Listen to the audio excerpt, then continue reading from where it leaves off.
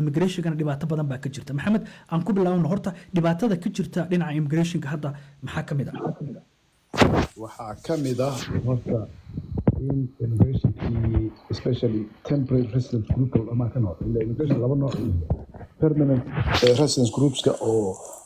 PR haystaan wadanka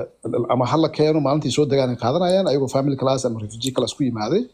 ama maxaa la waxay ku yimaadeen economic class maalintii airport ka qaaday wuxuuda iyo group TRVs oo loogu talagalay wadanka inay temporary aan joogaan oo iska baxaan markaas waxay shaqeynayaan hal sano laba sano loogu talagalay inay baxaan booqasho dad ku imaado oo dhahan waxa soo jooganaa kala 3 bilood ama hal bil TRV waa temporary resident visa haystaan waxaan isku dhahaa temporary resident programs aan isku dhahaa waa wax booqasho ahaato shaqo ahaato caafimaad u yimaadaan dadkaas ayaa programkoodii waa programka faraha ka baxay oo intay yimaadeen ayay waxay apply gareynayaan ayagoo booqasho ku yimaadeen haddana shaqo apply gareynayaan shaqay helayaan LMI waxa la apply gareynayaan waxay job offer haysta points badan helayaan backdoor window ka soo galayaan maraykanka la aada U-turn soo sameynayaan flagpole waxa la dhaho then permanent residence hadhow naxariisanayaan after 2 years of working in the same job yeah something so programkaas ayaa faraha ka baxay programkaas dartiisa waxa la immigration is out of control Allah marka hadda waa in oo la xakameeyo hadda waxa la joojiyay job offer points in lagu siiyo la joojiyay waxa la joojiyay inta booqasho ku imaadid inaad dhahdo waa maxaa la shaqo helay wadanka dhexdiisa shaqo ka raadsan dad shaqo heshid wadanka ku noqo hadhow waxa ka soo apply gareeya lagu leeyahay laakiin waa goormo waay mari wixii 10 years faraha ka baxday wixii moogtahay laakiin hadda isbedel ka socdo immigrationkii lay off badan la baxshay oo maxaa la shaqaalaha immigrationka xataa dad badan shaqadii laga fadhiisiyay budgetka haddu bilaabmay sanadkan April 1st budgetkii federaalka bilaabmay iyadoo isdhahay marka dad badan shaqo la siin doona ayaa shaqo dad badan laga eriyay xisbiga haddana election ay imaanayo wax kala dhaqaaqay immigrationka ma laha su'aala u diraysaa jawaabteeda waa lagala daahaya ma aha in adiga feelkaaga culays saarayaan laakiin dad shaqaale badan ma haystaan haddeertan safaaradihii iyo shaqaalaha kala yareynayo xataa interviewdii hadda daahaya marka qofkii nasiib ku helo inuu wixii seeso waa imaana hadda boosiis laakiin waa ina patient lahaataa now xisbiga isbedel xisbiga la imaanahay kaba dhig inuu conservative ka imaado ani wax xabsan ma qabin oo ma dhahay inta conservative nacbana hadana ma dhahay conservative hadii imaadaan maxamed codka xogaa si ka noqdo codka hadda okay sorry conservative ka si kastaan u jecleen ma dhahay waa Soomaalidu taa ka saarayaan iyo programada naga joojinayaan iyo wadanka imaan qaxootigeeyeen inta taagan xataa u diidayaan iyo mu maleenahay because immigration ahaan marka la dhaho conservative-ka iyo liberalka waxay fiirsadaan reportki akhristaan statistic reportki akhristaan which program is producing results iyo which program faa'iido laga helayna nogtahay so midkaan Soomaalida aad ugu badan tahay hadda oo groups of 5 la dhaho waa programada ugu historical success ka leh oo aad loo jecel yahay nogtahay because dawladda Canada wax lacag ka galaysa ma laha dadkii imaadeen ayaa dadkii mas'uulka ah tigid ka bixinayso ma laha ay kasta hadii ka bixisana lacagta hore ka soo celiyaan dhalinyarada imaadaan dadkii imaanayaan dhalinyaro u badan oo shaqaysanayso mugtahay kaba dhig 100 qof la keenay 100kaas qof dadka waaweyn aad ugu yartahay markii la dhaho group 5 markii la dhaho mugtahay wiil iyo gabdho yar imaadaan intooda timaadina 100kaas qof inta ceer aad waa tirsantahay hal iyo laba iyo 10 ka yarinaas leedahay 100kiiba hatta 10 xataa ma maleynaa in la helay inta badan waa dad wada shaqaysanay ama dadkii keenay ayaa ahaayeen sanadka ugu horeeyay moogtahay waxa la fiirinayo isha lagu haayna sanadkaas kaliya marka conservative-ka maba eedeeyaan programkaas farta kuma fiiqaan liberalka hadda waxa ka keenay saacana qiyaasayo inay hakad galiyaan ilaa December 31st waxa keenay maalintaas wuxuu u socday Trump u socday maxaa la dhahaa uu booqanayo Trudeau aroortii 5 am horta markii program la joojinayo warner la siisiyaa mugta wala sii jeega program saar la joojin doona waqti loo sii qabtaa kan laakiin waqti la qabta ma laha waa soo kacana subaxii 5 am waxa maqalnay programkaas waa la joojiyay ilaa 31st waxay dhaheen pause la galiyay dhaheen mugta hakada la galiyay marka wax interpretation ka aan sameeysanay wuxuu yahay wuxuu Trump u tagay uu ku qanciyay rabay inuu dhaho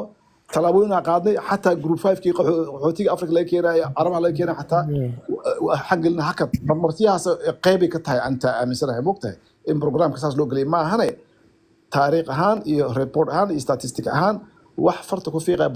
program xun waa hala cancel mu jeedi haddii wax la kansalayo maalin baa la kansaloyaa programmada la kansaloyana waxaa ka mid ah kuwa aan hadda kuu sheegaya TRV-ga oo aad loo yareynayo iyo booqashada la yareynayo iyo wadamada qaarkood isha lagu hayo sida India camal dadka hadda Indida Canada degan waxay aad u taageerayaan conservative way because liberalka waxay aaminsan inay waxaan ayaga qaseen inay hadda joojiyaan rabaan ayagana fahamsan programka conservative haddii imaadaan waxay rabaan Hindidii socotay inay sii wadaan arrimahooda u sii daayaan eedan ay saaraan liberalka hore Hindida saas ay aaminsan moqta laakiin anaga Soomaali hadaan nahay labadaba xabsiya laga gelina ka wadaano midda arrimaha shaqooyinka siiba midda dhinaca shidaalka wuxuu kaloo joojiyey maxaa la dhahaa Carney capital gains tax oo awal oo Trudeau uu rabay inuu kor saaro dadka lacagta leh moqtahay if you make a lot of money if you gain income ma kana badan then tax badan aad dhiibaysaa Carney waa joojiyey more in line with leeyahay conservative ki moqtahay so Trudeau asoo ahaa center left ayaa hadda Carney imaaday and it appears inuu yahay center right camal inuu yahay moqtahay and it will be challenging how to gain markas momentum from NDP so ila support ka dad midig u dhinaca moqtahay midigtaan yar uu sikadayna waxa arkoyaa hadda uu ka helayaa support badan Quebec moqtahay ayagana kusooda oo maxaa la tradition ahaan lefty ahaayeen moqtahay laakiin hadda waxa imaaday national maxaa la jiray national hysteria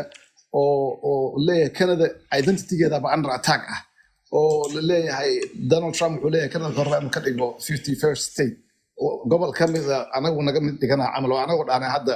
NFD soo celinayna Soomaaliya dhaxday oo kale moqtahay so imagine marka Soomaalida dhan waxay leedahay say Kenya noo qaadan kartaa anagu xaleen hadda say Mareykan noo qaadan karaa so Carney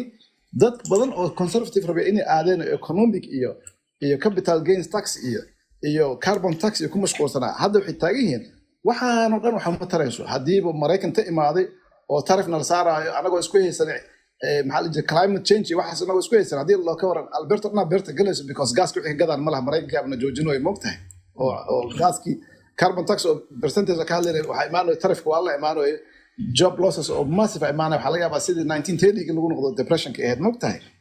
ayaga hadda recession ilayn laakiin recession hadii la galo most likely hadda depression dhici karta ay jirto hadii wax laga qaban waayo ninkan wuxuu sii joogayaa another 3.5 years oo sii dhiman Trump had marka yaa celin kara waay Carney waa nin oo ka soo shaqeeyay maxaa la jiray governor wuxuu ka ahaa Bank of England governor wuxuu ka ahaa Bank of Canada Chinese hal leadership-ka iyo even American leadership-ka Trump naftirkiisa history ka dhaxaysa si qaanan moqtahay waa tested leader waa saas ayaga dhaxar moqtahay ninkan kale last 4 years wuxuu ku dhameystay Trudeau inuu iska burbursado ka horna wuxuu ahaa magaciisii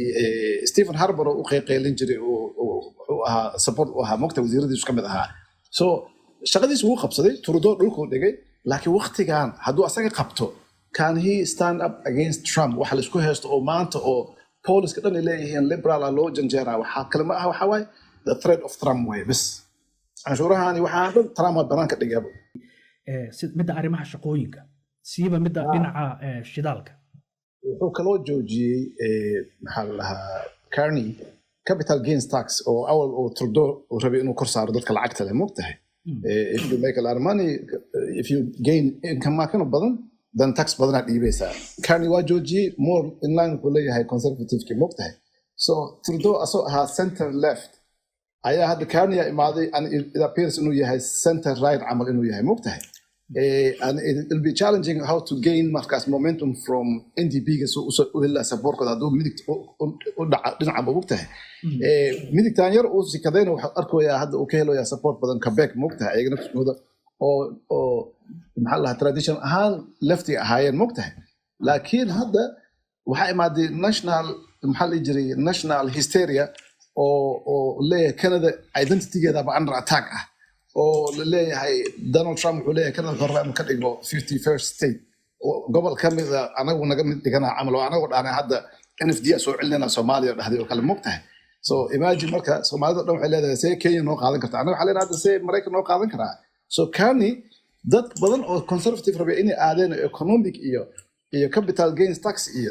iyo carbon tax ku mashquulsanaa hadda waxay taagan yihiin waxaan oo dhan waxa ma tarayso hadiiba Mareykan ta imaaday oo tarifna la saarayo anagoo isku haysanay maxamed arintaas EI-da maxaa ku daraysaa EI-da conservative-ka ayaga waxay aaminsan yihiin EI horta ayagoo pro employer waaye waxay taageeraan employers-ka maxaa la dhahaa dadka wax shaqaaleynaya moogtahay NDP dana waxa waaye pro worker waaye moogtahay so historically waxaan waxay ku yimaadeen waa social reforms oo ka imaaday dadka shacabka waxa loo qabto dadkan waxay taagan employerka hala xoojiyo qofkii rabaan ha fire garayaan because ayaga yaqaan qofkii u shaqeyn karay qofka u shaqeyn karay unionska iyo EI-da iyo maxaa la NDP backbone-kooda waxay taagan we cannot trust the conservatives when it comes to EI that's why uga aamusan wax badan maba ka dhahan ayaga interest ku ah Trudeau iyo Abiy iyo Chrétien iyo maxaa la jiray iyo kii Les Pearson dadkaas dadkii dhiseen oo taagan way waxay ahaan jirtay xaaskaaga iyo adiga markii baby idin dhasho xaaska bas qaadan jirtay maternity leave liberalka ku soo dareen inay qaataan maxaa la parental leave oo odaygana loogu asana guriga fadhiisan karo moogtahay markaas waxa la okay waa share garanaysiin alla time-ka fadhinaysiin oo cunugaas la korinaysiin intuu baby yahay time-kii ayaa haddana la badiyay waxa la equalaatay 9 bilood qaadan kartiin hal sana laga sii dhigay dadkan inay soo yaraanay rabaa si qofkii shaqada ugu noqdo boobsis ku noqon kuleen 3 bilood bas kugu filan back to work la hore ka shaqeynaysaa cunugaagi babygaagi hadda gabartahay abdaan inta time uu haysan marka waxyaabahaas hadda oo sheegtay oo EI-da ah hadda Soomaaliland dadkaas waa kala midna dadka kaleeto laakiin saasna tahayna anaga aad inoo saameynaysa because shaqooyinkii aan ka shaqeynay inteena badanaa waxay tahay shaqooyin oo temporary ah after 6-7 months way ka dhamaanay dan EI galaysa hadda 690 saacadood daa haysa 900 saacadood maleena 6 months amal EI galay hal sano ku beegareynayaan EI-daas hadda haysatid okay you can survive you can sponsor someone oo kale waa keensan kartaa laakiin haddii laga qaado ka waran EI-da lagu dhaho 3 bilood kugu filan waxaa sameynaysaa welfare lagu geenaya welfare-kana waxyaabo badan ku qabsan kartid wayna ka lacag yar tahay EI-dana ma aha lacag bari ah waa lacag adiga aad shaqaysto oo meel lagu dhigay leeyahay moogta contribution aad samayso waxay kaaga dhigayaan inay hand out ku siiyeen kaaga dhigayaan ayaga markaas